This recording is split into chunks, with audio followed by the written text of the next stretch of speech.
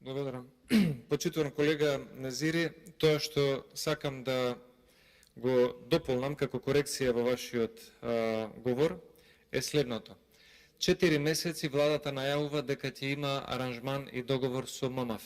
Се уште нема, а знаеме дека обично ММФ биле поекспедитивни во договарањето. Според она што вие го говоревте, мислам дека споменавте две нешта кои што се индикатори зашто овој договор доцни. Прво, заради тоа што ММФ забележува дека има премногу договори во 4 очи помеѓу институции и бизнисмени блиски до власта. И второ, заради енормното зголемување на ставки за нови договори на дело.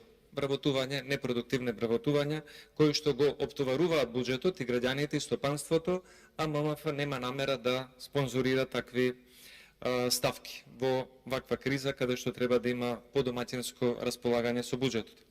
Сега она што го споменавте во вашето излагање за корупцијата, само сакам да се надоврзам со еден конкретен пример. Дури и кога ставките не се менуваат. Во програмата ТБ, Министерство за образование и наука, има реконструкција на основни училишта и ставката во буџетот е иста, останува иста.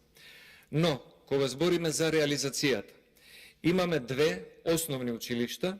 Основното училиште Тихомир Милошевски во Новосело, општина Ѓурче Петров, и основното училиште Димитар Беровски во Хром, општина Ѓурче Петров. 10 месеци до градбата на овие училишта е во стагнација. Во овие училишта учат заедно 1000 ученици. Родителите и советот на родителите кои што се дел од училишните органи, загрижени контактираат со фирмата која што треба да изведува оваа доградба, која што е започната, но сега е во стагнација и 10 месеци нема никакво поместување. Одговорот на раководни луѓе од фирмата е: имаме смена во Министерството за образование и наука и имаме смена во барањето на проценти и провизија.